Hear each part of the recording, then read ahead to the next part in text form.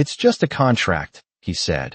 But the way his eyes lingered on the page made it clear even he didn't fully believe it. Grace Walker's hand slowed as she wiped the edge of the long mahogany conference table, the polished wood reflecting the soft golden light pouring through the floor-to-ceiling windows of Romano Logistics' executive boardroom. From the outside, the room looked like the kind of place where billion-dollar decisions were made every day, a quiet cathedral of glass, leather chairs, and confidence measured in tailored suits. To Grace, it was simply another room to clean before the night shift ended. Yet something about the atmosphere in that room that afternoon felt heavier than usual, like the air itself was holding its breath. At the head of the table sat Alexander Romano, the man whose name was printed on the building in letters tall enough to be seen from the interstate half a mile away.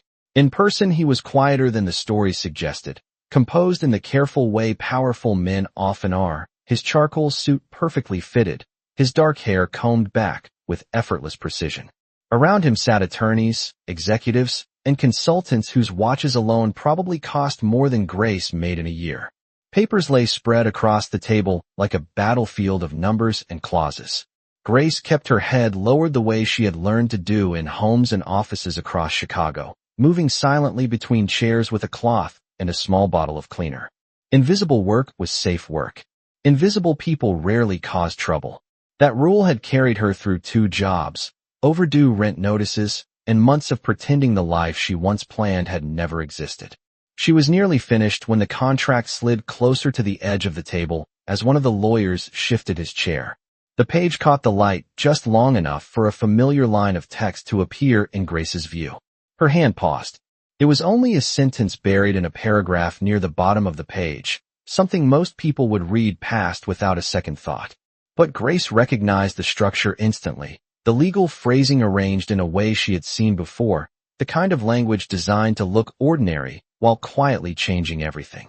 She told herself to keep moving. She told herself that none of this belonged to her world anymore.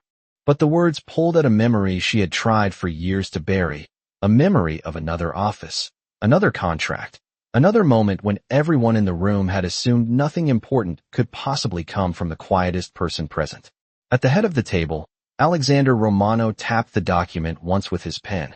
"It's just a contract," he repeated calmly, glancing at the attorneys beside him. The others nodded with the relaxed confidence of people who had already decided the outcome. Grace returned to wiping the table, though now her eyes drifted back to the page. Something about Romano's expression had changed for a fraction of a second when he said those words, something subtle enough that no one else seemed to notice. But Grace noticed. The man's voice sounded certain, yet his gaze carried a flicker of calculation, as if he already suspected the agreement in front of him might hold more than it claimed. Grace Walker had spent months learning how to disappear inside rooms like this. But as the light shifted across the paper and the quiet hum of the city drifted up from the streets 30 floors below, she realized disappearing might not be possible this time. Grace Walker finished wiping the far end of the conference table and slowly moved to the row of tall leather chairs lining the wall, her motions steady and careful the way years of service work had trained them to be. In places like Romano Logistics, the rule was simple and understood without anyone needing to say it out loud. The people in expensive suits existed in one world, and the people who cleaned their offices existed in another. Grace had learned that lesson well in the 2 weeks since she started working in the building. She arrived every evening a little after 6 o'clock, took the service elevator to the 30th floor, and spent the next 4 hours moving quietly through offices that smelled of polished wood, expensive coffee, and quiet authority. She cleaned the glass walls of conference rooms, emptied wastebaskets lined with crisp white plastic, and dusted shelves filled with awards that reflected the success of a man she had only seen once before from a distance in the lobby. Alexander Romano was not the type of executive employees spoke about casually. Even the security guards in the building lowered their voices when mentioning his name. Some people called him a logistics genius who built an empire moving goods across the country faster than anyone else. Others said he understood negotiations in ways that made competitors nervous. Grace did not know which version was true. She only knew that Romano Logistics occupied 3 entire floors of the tallest tower in downtown Chicago, and that men like Alexander Romano rarely noticed the people who cleaned their offices after dark. That anonymity suited her just fine. The less anyone looked at her, the easier it was to keep her past exactly where it belonged. 3 years earlier, Grace Walker had lived a very different life in a building on LaSalle Street, just 5 blocks away. Back then she had worn pressed blouses instead of janitor uniforms and carried legal folders instead of cleaning supplies. She had been 28 years old and working as a junior associate for a respected law firm, the kind of job people celebrated with dinner reservations and proud phone calls home. She remembered the first contract she ever reviewed on her own, sitting late at night under bright office lights while the city outside her window shimmered like a field of stars. She had loved the precision of the language, the careful structure of each clause, the quiet puzzle hidden inside every agreement. That life had ended the moment she trusted the wrong partner with the wrong contract. The details of that day still lived somewhere in the back of her mind like a locked room she refused to open. Accusations had followed. So had silence. When it was over, the career she had spent years building disappeared almost overnight, replaced by temporary jobs, unpaid bills, and a reputation that no firm wanted to risk touching. The only thing she carried with her from that life was knowledge she could never quite turn off. As she wiped the armrest of the final chair in the boardroom, Grace glanced once more at the contract resting near the center of the table. The attorneys were still discussing numbers and delivery schedules, their voices calm and confident. But the line she had noticed earlier lingered in her thoughts like a warning sign flashing in the dark. It was not the wording alone that caught her attention. It was the way the clause had been written to appear harmless, tucked between ordinary legal language where most readers would never question it. Grace had seen that trick before. Her cloth moved slowly across the polished leather while she listened without meaning to, her mind quietly reconstructing the structure of the agreement piece by piece. The more she considered it, the clearer the pattern became. A small shift in arbitration jurisdiction. A liability transfer hidden in conditional phrasing. A clause that looked balanced but bound only one side of the contract. None of the executives at the table seemed concerned. Yet as Grace lifted the bottle of cleaner and stepped toward the far side of the room, a quiet certainty settled in her chest. Someone in that room was about to sign something they did not fully understand. Grace Walker placed the cleaning bottle back onto the small cart near the wall and continued moving around the boardroom with the same quiet rhythm she had practiced for years. Yet her attention kept drifting back to the contract at the center of the table, as if an invisible thread connected her to that single sheet of paper. The executives spoke with relaxed confidence, discussing freight timelines, distribution hubs, and quarterly projections as though the agreement was already finished business. Their voices blended with the soft hum of the city 30 floors below, the late afternoon traffic crawling along Lakeshore Drive like a slow ribbon of light. Grace kept her eyes lowered, but her mind remained fixed on the legal structure she had glimpsed earlier. The clause was not dramatic. In fact, it was written so carefully that it almost disappeared among the surrounding paragraphs. But that was precisely the problem. Contracts that caused the most trouble rarely announced themselves with bold warnings. They hid behind ordinary language and patient design. Grace remembered how her former professor used to describe it during law school lectures years ago. The most dangerous agreements are the ones that look harmless at first glance. As she lifted a glass water pitcher and carried it back to the side counter, the memory returned with uncomfortable clarity. She had been 24 years old then, sitting in a classroom at Northwestern Law with a yellow legal pad filled with notes and a future that seemed perfectly mapped out. She had learned to analyze agreements the way a mechanic listens to an engine, recognizing subtle sounds that meant something was not working the way it should. That skill had once been the reason her supervising partner trusted her with difficult documents. Now it was simply a habit she could not turn off, even while wearing a cleaning uniform and pushing a janitorial cart across polished marble floors. The attorneys around the table continued speaking. One of them, a tall man with silver-framed glasses, pointed to a section near the end of the contract and summarized a timeline for dispute resolution if any disagreements arose between Romano Logistics and the new partner company. Grace felt a small tightening in her chest when she heard the phrase arbitration procedure. That was exactly where the trap usually lived. She moved toward the opposite end of the boardroom, wiping fingerprints from the glossy surface of a side cabinet while her thoughts quietly reconstructed the clause she had seen earlier. The wording had shifted jurisdiction authority in a subtle way that most executives would never notice during a standard review meeting. On the surface it sounded fair, balanced, even, yet the language actually limited only one party while giving the other an open path to pursue legal action in multiple courts. It was the kind of imbalance that could remain invisible until the moment something went wrong. Grace glanced once more toward the table. The contract remained open, the pages bright beneath the conference room lights. Alexander Romano sat at the head of the table listening while the lawyers spoke, his expression thoughtful but unreadable. There was something about the way he watched the document that made Grace hesitate. Most executives signed contracts the way people sign restaurant receipts, quickly and without looking back. Romano seemed different. His attention lingered on the pages longer than expected, as if some quiet instinct warned him that the agreement deserved another look. Grace returned to her cart and folded the cleaning cloth carefully, telling herself that none of this was her responsibility anymore.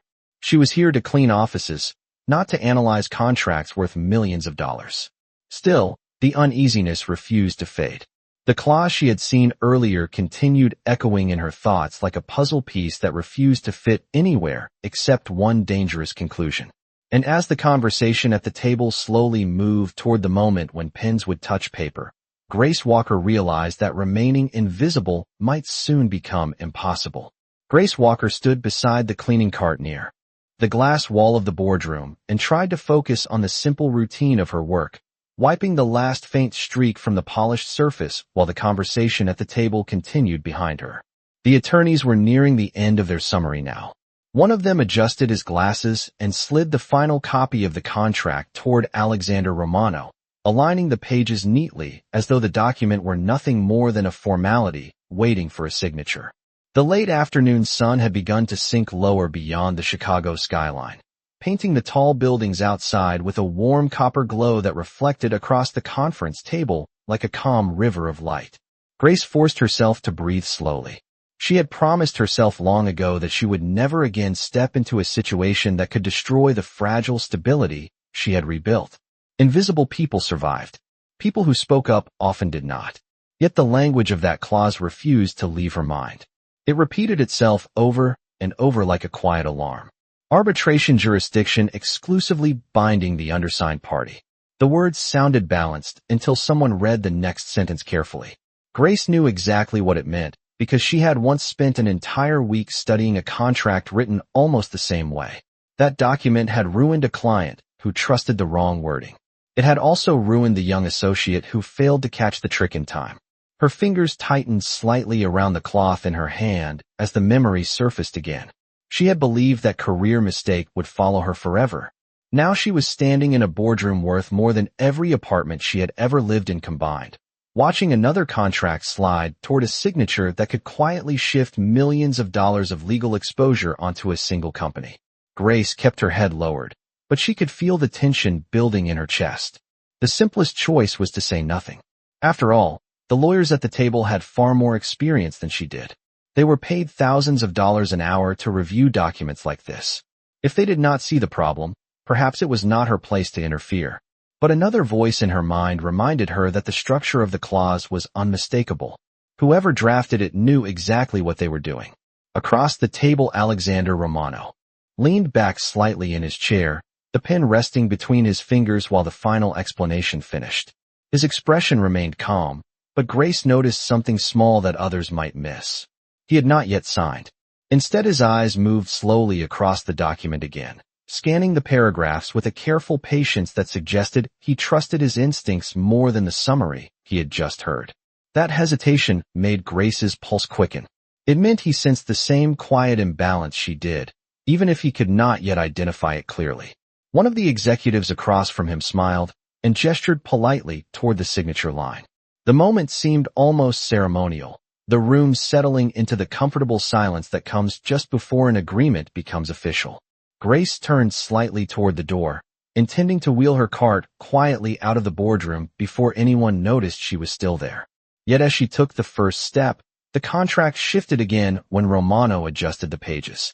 The movement exposed the exact paragraph she had been trying to forget. The clause sat there in perfect legal language, calm and harmless to anyone who did not know where to look.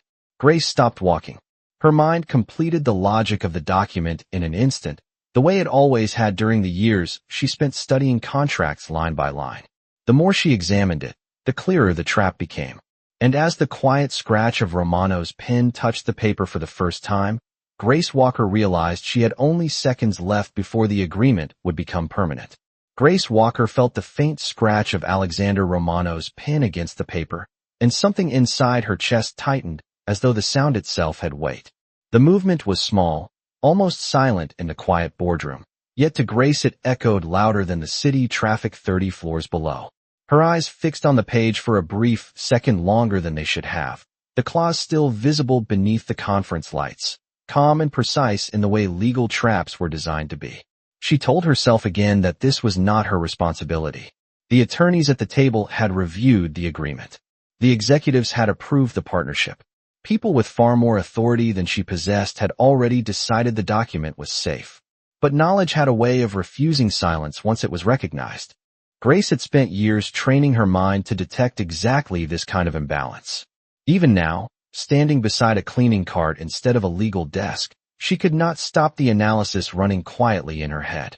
If Romano Logistics signed the agreement as written, any dispute would lock the company into arbitration controlled by the other party, while their partner retained the option to pursue broader legal claims elsewhere. It was a structural imbalance so subtle that most readers would overlook it entirely. Yet once understood, it was impossible to ignore. Grace shifted her weight slightly, the cloth still resting in her hand while the seconds stretched uncomfortably long. The simplest decision would be to leave the room immediately. No one expected a cleaning employee to speak during a boardroom meeting. No one would question her silence. She could return to the service elevator, finish her shift, and let the executives handle the consequences of their own decisions. That was the safe choice, the quiet choice, the choice that protected the fragile life she had rebuilt after losing everything once before. But as Grace watched the pen move slowly across the page, another memory surfaced from years earlier, one she had tried hard to forget. She remembered sitting in a small conference room at the law firm where she once worked, listening as a senior partner dismissed her concerns about a contract clause she had questioned. She had hesitated then, unsure if it was her place to challenge someone with more experience. The hesitation had lasted only a few seconds, but it had been enough. By the time the mistake was discovered, the damage had already spread through the firm and the client relationship beyond repair. That moment had followed Grace Walker for years like a quiet shadow. She had promised herself she would never again remain silent when she understood something important. The promise felt distant now, almost belonging to another version of herself. Yet as she stood in the boardroom of Romano Logistics watching the signature take shape on the page, the old instinct returned with surprising clarity. Across the table, Alexander Romano paused briefly before finishing the first line of his signature.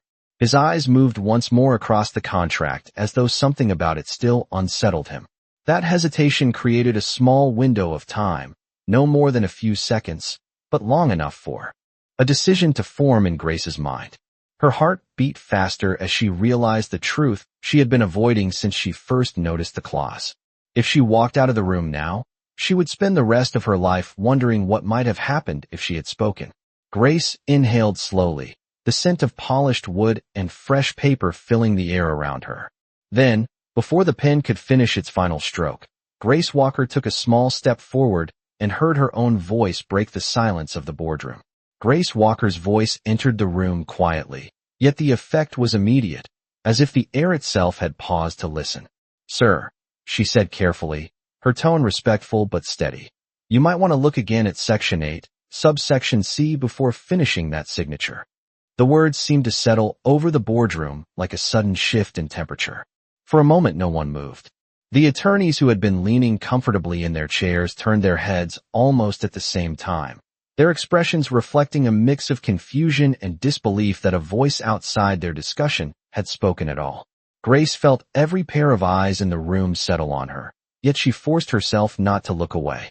Years earlier, she had learned that confidence was often less about certainty and more about the willingness to remain calm while everyone else reacted. Across the table, Alexander Romano stopped writing. The pen hovered just above the paper, his signature incomplete. Slowly he lifted his eyes from the contract and looked directly at Grace for the first time since she entered the room. The silence that followed stretched long enough for the distant sound of a passing train somewhere beyond the city to reach the windows. One of the attorneys cleared his throat softly, the sound carrying the polite tension of someone unsure how to respond to an interruption that did not belong to the usual order of authority.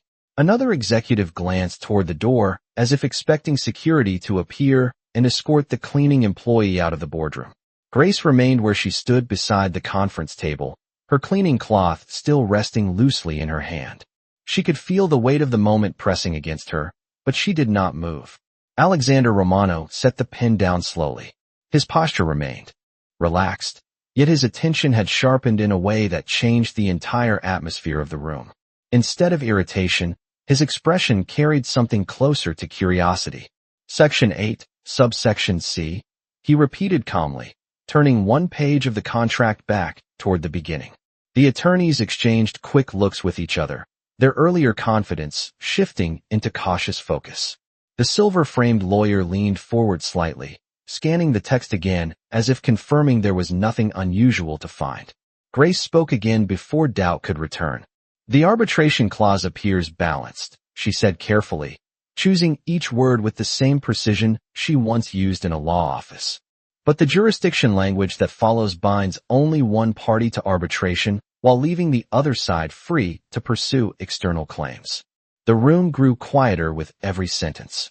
One executive frowned slightly and leaned closer to the document. The silver-framed attorney adjusted his glasses and began reading the clause again, this time more slowly. Grace watched the change happen almost visibly. At first the lawyer's eyes moved with casual certainty, but after a few seconds his expression tightened in concentration. He read the paragraph again from the beginning. Then a third time. Across the table Alexander Romano remained silent, his gaze moving between the contract and the woman who had interrupted the meeting. There was no anger in his expression now, only careful observation. The lawyer finally leaned back in his chair and inhaled quietly. That language was meant to clarify enforcement procedure, he said, though his voice carried less certainty than before. Grace did not raise her voice or step closer. She simply answered with calm precision. It does more than clarify, she said. It transfers exposure. And in the stillness that followed, the entire boardroom began to realize that the quiet woman holding a cleaning cloth understood the contract in front of them far better than anyone expected. The silence that followed Grace Walker's explanation felt heavier than anything that had come before it. The attorneys who only minutes earlier had been speaking with relaxed authority now studied the contract with far greater attention, their earlier confidence replaced by careful scrutiny. The silver-framed lawyer leaned forward again, running a finger slowly along the paragraph Grace had mentioned as though the words themselves might rearrange under closer inspection. Around the table the executives exchanged uncertain glances, the easy rhythm of the meeting broken in a way none of them had expected. Grace remained standing beside the conference table, aware of every second stretching longer than the last. Part of her wondered if she had just crossed a line she could never step back from. Yet another part of her felt something else entirely, a quiet steadiness returning to the place where fear had lived moments earlier. She had spent years training her mind to read documents like this. The skill had not disappeared simply because her job title had changed. Across the room Alexander Romano turned one more page of the contract and then another, reviewing the surrounding sections with patient focus. His posture remained calm, but the way his eyes moved across the text revealed the intensity of his attention. The silver-framed attorney finally cleared his throat again, though this time the sound carried none of the casual authority it had earlier. The language does appear slightly asymmetrical, he admitted cautiously, adjusting his glasses as he spoke. Another lawyer beside him leaned in and began reading the same paragraph more carefully, his brow tightening as he followed the legal phrasing line by line. For several seconds no one spoke at all. The room seemed to hold its breath while the attorneys reevaluated the agreement they had just finished recommending. One of the executives shifted uncomfortably in his chair and looked toward Romano as if waiting for direction. Alexander Romano did not answer immediately. Instead, he closed the contract slowly and placed both hands on the table, his gaze moving from the lawyers to Grace and then back to the document again. When he finally spoke, his voice remained calm, but the tone carried a quiet authority that immediately drew every eye in the room toward him. "Explain it clearly," he said, looking directly at Grace rather than the attorneys. The request surprised several people at the table. Grace could see it in the way their heads turned toward her again, some with curiosity and others with thinly disguised skepticism. For a moment, she considered refusing. After all, she was standing in a boardroom filled with professionals whose careers were built around contracts and negotiations. Yet the logic of the clause remained simple once someone recognized its structure. Grace placed the cloth gently on the edge of the table and spoke with the same careful clarity she once used during client briefings years earlier. "The arbitration clause requires your company to resolve disputes through a private process controlled by the jurisdiction named here," she said, pointing lightly to the page without touching it. However, the next sentence allows the other party to pursue external legal remedies in multiple jurisdictions. That means the agreement restricts only one side. The words settled slowly over the room as the implications became clear. One executive leaned forward with sudden interest while another lawyer flipped quickly through the pages to confirm the language himself. The silver-framed attorney read the paragraph again and then leaned back in his chair with a quiet exhale. The certainty that had filled the boardroom earlier had vanished completely. Alexander Romano studied Grace for several seconds without speaking. His expression revealed little, yet there was something different in his gaze now, something closer to respect than curiosity. Finally, he looked down at the contract once more and slid the unsigned page slightly away from himself across the polished table. And in that small movement, the direction of the entire meeting quietly changed. The moment Alexander Romano pushed the unsigned contract slightly away from himself, the atmosphere in the boardroom shifted in a way that no one could ignore. What had started as a routine signing meeting had quietly transformed into something far more serious. The attorneys who only minutes earlier had spoken with calm certainty were now leaning over the pages with renewed concentration, their earlier confidence replaced by careful analysis. The silver-framed lawyer turned several pages back and began reading again from the beginning of Section 8, this time tracing each sentence with the tip of his pen as though trying to understand how such a subtle imbalance had slipped through their review. Across the table, one of the senior executives folded his hands together and looked toward Romano with visible concern. The business partnership being discussed involved months of negotiation and millions of dollars in projected logistics contracts. Discovering a structural flaw in the agreement at the final moment was not something anyone in the room had expected. Yet the more the lawyers examined the language, the clearer the issue became. Grace remained standing quietly beside the table, her posture composed even though the attention of the entire room still rested on her presence. She had not intended to become the center of the meeting. In truth, she would have preferred to leave the boardroom immediately and disappear back into the quiet routine of her evening shift. But the door behind her remained closed, and the conversation unfolding at the table had already moved beyond the point where her involvement could be ignored. Alexander Romano watched the attorneys work through the document again with the calm patience of someone accustomed to making decisions under pressure. His expression remained controlled, yet the focus in his eyes had sharpened noticeably. "If the clause binds only one side to arbitration," he said evenly, "then the agreement exposes Romano Logistics to a legal imbalance that could cost far more than the contract itself." No one at the table argued with that conclusion. The silver-framed lawyer nodded slowly, adjusting his glasses while rereading the paragraph Grace had identified. "The phrasing is extremely precise," he admitted. "At first glance it appears standard, but the jurisdictional language creates two different obligations." Another attorney flipped quickly through the earlier drafts of the agreement, as if searching for the moment the clause had entered the document. The discovery seemed to ripple through the room with growing clarity. What had looked like routine legal structure was in fact a carefully placed advantage written in language subtle enough to survive multiple reviews. Grace listened quietly while the professionals debated the implications, but inside her mind the logic of the document had already resolved itself hours earlier when she first saw the clause.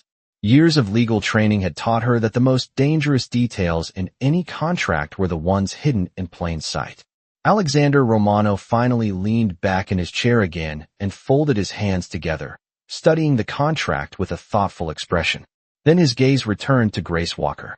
For a moment, neither of them spoke. The silence felt different now, no longer uncomfortable but measured, as though the entire boardroom had entered a new phase of the conversation. "You recognized the structure immediately," Romano said calmly. It was not exactly a question. Grace hesitated briefly, aware that the truth she had avoided revealing for years now hovered just beneath the surface. She had come to this building to clean offices and remain invisible. Yet the events of the past few minutes had already changed that reality. The attorneys had stopped speaking. The executives were watching her with open curiosity. And the man at the head of the table was waiting for an answer that would explain how a quiet employee holding a cleaning cloth had identified a legal trap that experienced professionals had overlooked. Grace Walker felt the weight of every eye in the boardroom as Alexander Romano's questions settled into the quiet space between them. For a moment she said nothing. The windows behind the conference table reflected the warm glow of the Chicago skyline, as evening slowly began to replace the afternoon light, and the room that had once felt enormous now seemed strangely focused around a single point of attention. Grace understood that whatever she said next would change how everyone in the room saw her. Remaining silent had always been easier. Silence had protected her through the past 3 years of rebuilding a life that no longer resembled the one she once planned. But silence was no longer an option now that the truth had already stepped into the open.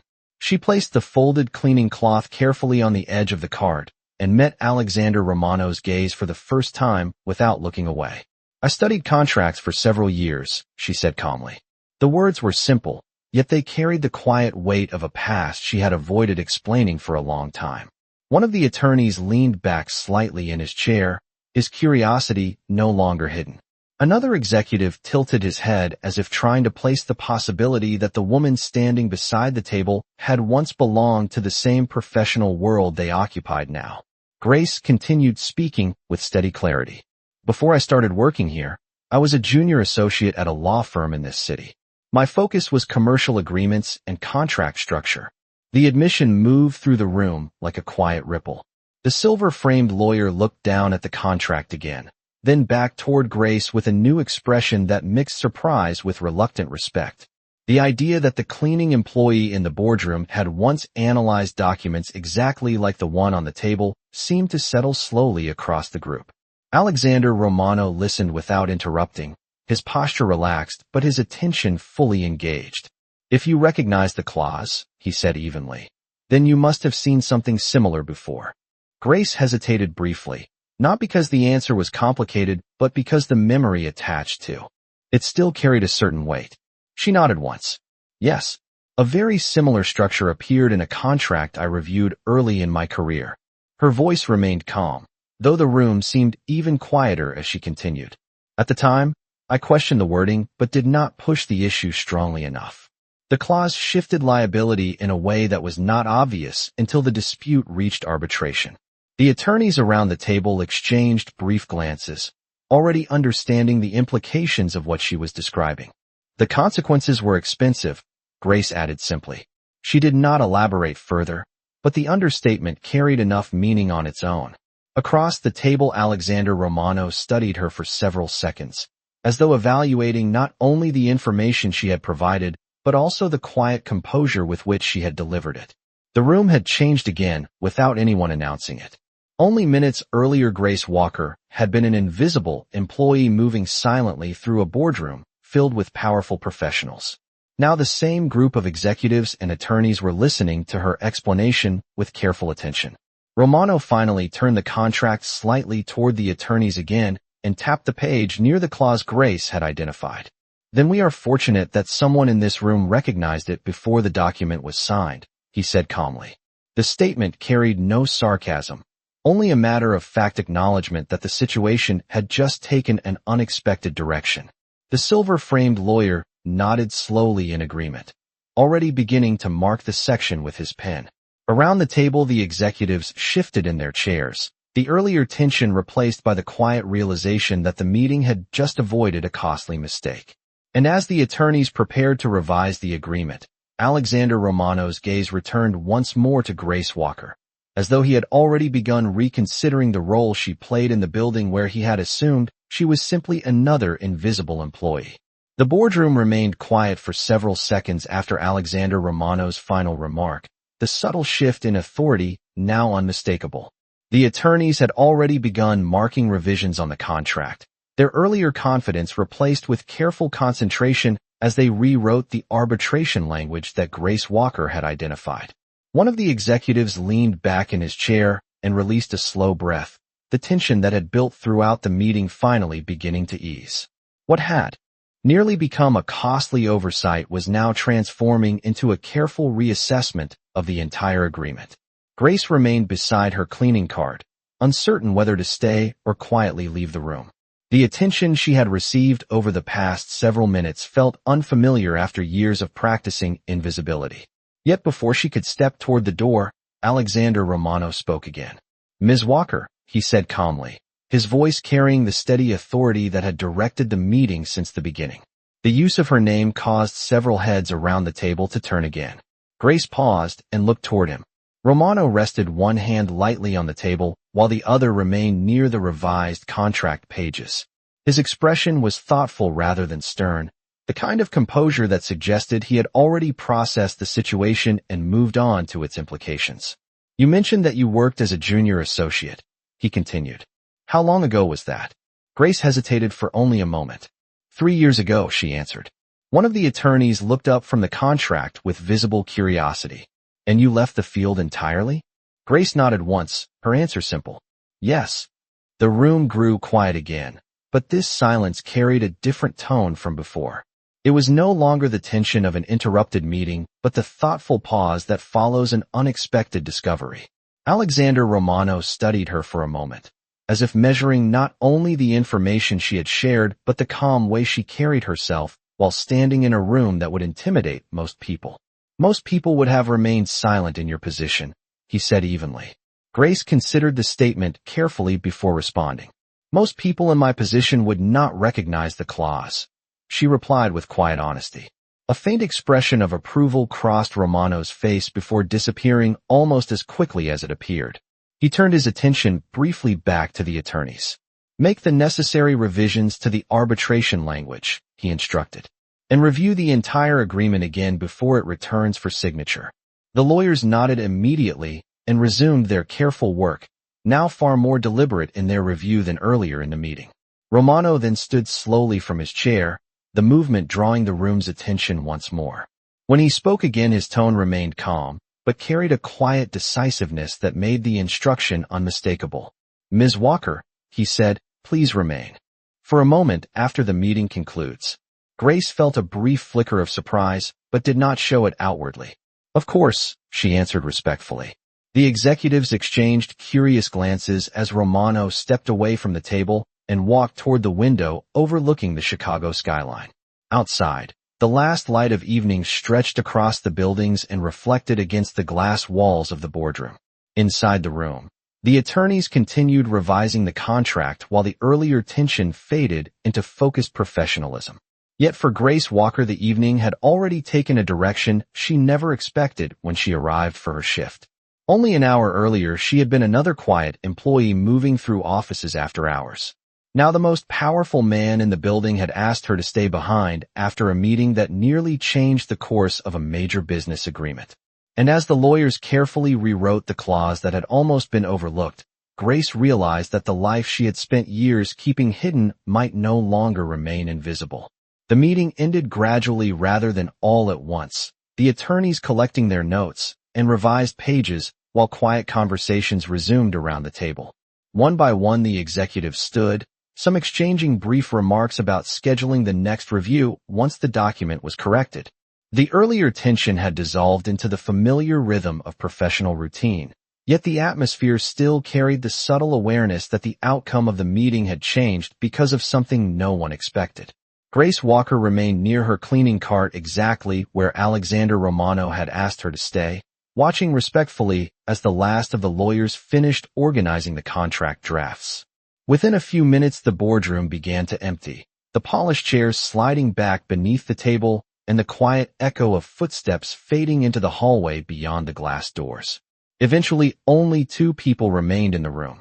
Alexander Romano stood near the tall windows overlooking the evening skyline, the city lights now glowing across the darkening horizon. Grace waited silently until he turned back toward the table. The quiet felt different without the crowd of executives and attorneys. It was calmer now, almost reflective. Romano walked slowly back toward the conference table and rested his hands lightly on the edge of the polished wood. For a moment, he simply studied the room, as though considering the events that had just unfolded. Then his attention returned to Grace. "You noticed the imbalance quickly," he said evenly. The statement sounded more like an observation than a question. Grace answered honestly. It was familiar. Romano nodded slightly, the response confirming what he had already begun to suspect. "You mentioned that you worked as a junior associate before," he said. "Commercial contracts." Grace inclined her head once. "Yes." Romano moved to the chair at the head of the table, but did not sit. Instead, he remained standing beside it, his posture relaxed but attentive. 3 years ago is not very long, he continued thoughtfully. Most people with that training do not leave the profession permanently. The comment hung in the air for a moment.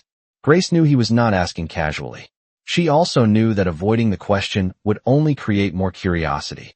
For years, she had avoided explaining what happened after her legal career ended, preferring the quiet anonymity of work that required no explanations. Yet standing in the boardroom of Romano Logistics after everything that had just occurred, the silence felt unnecessary. "I did not leave by choice," she said calmly.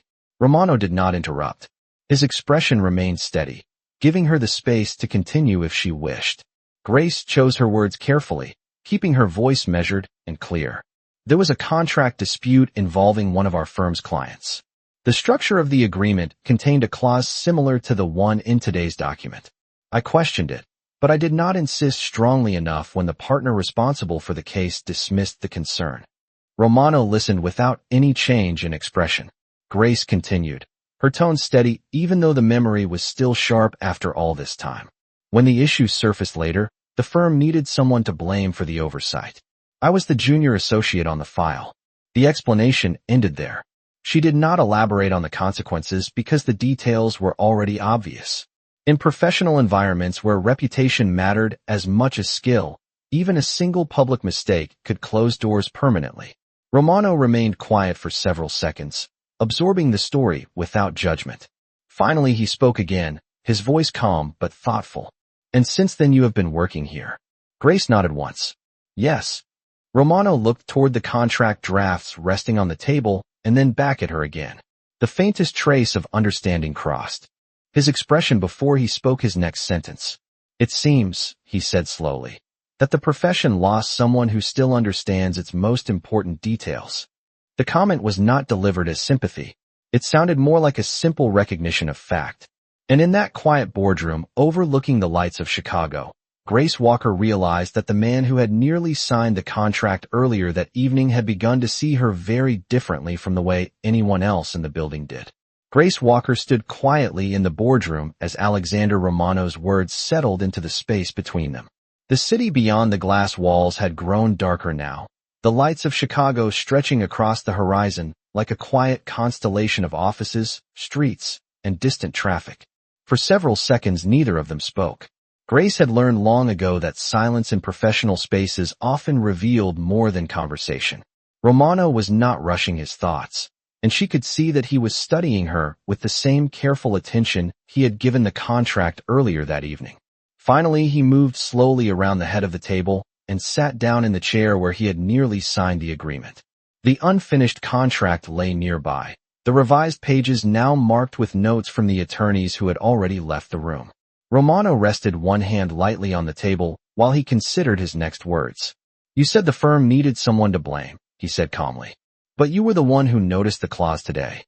Grace understood the point he was making, though she did not answer immediately. Her gaze moved briefly toward the contract before returning to him. "Recognition and authority are not always the same thing," she replied quietly. Romano nodded once, acknowledging the truth of that statement. In many organizations, the most accurate observation did not always come from the most powerful voice. For a moment, he leaned back in his chair and folded his hands together, his expression thoughtful. "If that situation had happened differently," he said, you would probably still be practicing law. Grace considered the possibility with a faint trace of reflection rather than regret. Perhaps, she answered. But the profession values reputation as much as accuracy. Once that reputation disappears, returning becomes difficult. Romano did not argue with that assessment. He had spent enough years negotiating complex agreements to understand how reputation shaped opportunity. Instead, he looked again at the contract on the table, the document that had nearly become a very expensive mistake. Today you protected this company from signing an agreement that would have created a serious disadvantage, he said evenly. You recognized it faster than the attorneys who reviewed it. Grace lowered her eyes briefly, not out of embarrassment, but because she had never spoken about her past in such direct terms before. For 3 years, she had worked quietly in jobs where no one expected her to analyze anything more complicated than a cleaning schedule. The skill she once depended on had simply remained in the background of her life. Romano observed her for another moment, then spoke again with the same steady tone that had directed the earlier meeting. Ms. Walker, Romano Logistics depends on agreements like the one you reviewed tonight. Every distribution contract, every shipping partnership, every international route begins with a document that determines how the entire relationship will function. Grace listened carefully, aware that his words were leading somewhere important. Romano continued without raising his voice. I employ attorneys to protect the company's interests. They are capable professionals. But even capable professionals occasionally overlook details when they trust a document that appears routine. His gaze returned directly to her. You did not overlook it. The statement was simple but carried a quiet recognition that felt unfamiliar to Grace after years of working without acknowledgement. Romano leaned forward slightly, resting his hands on the table once more. The question is not why you are cleaning offices tonight, he said thoughtfully. The question is whether you still intend to leave your legal training unused. Grace felt the weight of that question immediately. It was the first time anyone had suggested that the past she thought was permanently closed might still have another direction. For several seconds, she considered her answer carefully. The city lights continued to glow through the glass walls of the boardroom, while the contract that had started the entire conversation rested quietly between them. And for the first time since she lost the career she once worked so hard to build, Grace Walker realized that the future in front of her might no longer be limited to the life she had accepted as permanent. Grace Walker did not answer immediately after Alexander Romano asked his question. The boardroom was quiet except for the faint hum of the building's ventilation system and the distant movement of traffic somewhere far below the tower. For 3 years, she had trained herself not to think about returning to the profession she once believed would define her life. The routine of quiet work, predictable hours, and limited expectations had allowed her to rebuild something stable after everything else collapsed. Yet standing there across from the man who had nearly signed the contract earlier that evening, she understood that the question he asked was not simply about a job. It was about whether she still believed her own knowledge had value. Grace looked once more at the revised contract resting on the table. The attorneys would correct the clause tomorrow, and the agreement would move forward safely. The mistake that might have damaged Romano Logistics would disappear quietly into a revised draft that no one outside this room would ever know existed. That was how most professional errors were handled. But the moment that revealed the error often mattered more than the correction itself. Romano watched her without impatience. His expression remained steady, the same calm authority that had guided the meeting earlier still present in the room. Finally Grace spoke. I never stopped understanding the work, she said carefully. I simply stopped believing anyone would allow me to do it again. Romano considered that statement for a moment. Belief and opportunity are often separate things, he replied evenly. He stood from the chair and walked slowly to the window again, looking out over the lights of the city that surrounded the tower. When he spoke again his voice remained calm, but carried the same quiet certainty that had directed the entire evening. Romano Logistics negotiates hundreds of contracts every year. Shipping agreements, warehouse partnerships, international distribution routes. Each one depends on language that must be examined carefully before it becomes final. He turned back toward her. Tonight you demonstrated that you still possess the ability to do exactly that. Grace listened, unsure where his reasoning would lead. Romano returned to the table and rested his hand beside the contract pages once more. My attorneys will correct this document and the agreement will proceed, he said. But the company would benefit from someone who examines these agreements with the kind of attention you demonstrated today. The words settled into the room with quiet clarity. Grace felt the meaning. Before he stated it directly, Romano continued without raising his voice. Beginning tomorrow morning, I would like you to review contracts before they reach my desk. You will work with our legal team as a contract analyst. Grace remained still, absorbing the unexpected offer. Only hours earlier she had arrived for her shift expecting nothing more than another evening of quiet work and routine tasks. Now the path in front of her had shifted completely. Romano studied her reaction carefully, then added one final sentence in the same calm tone he had used throughout the conversation. It seems unnecessary for someone who understands contracts as well as you do to remain invisible in this building. For the first time that evening, Grace allowed herself the smallest hint of a smile. The future she had believed was permanently closed had quietly reopened in the place she least expected to find it. And in the quiet boardroom overlooking the lights of Chicago, the contract that nearly became a costly mistake had instead changed the direction of two lives in a way neither of them had planned.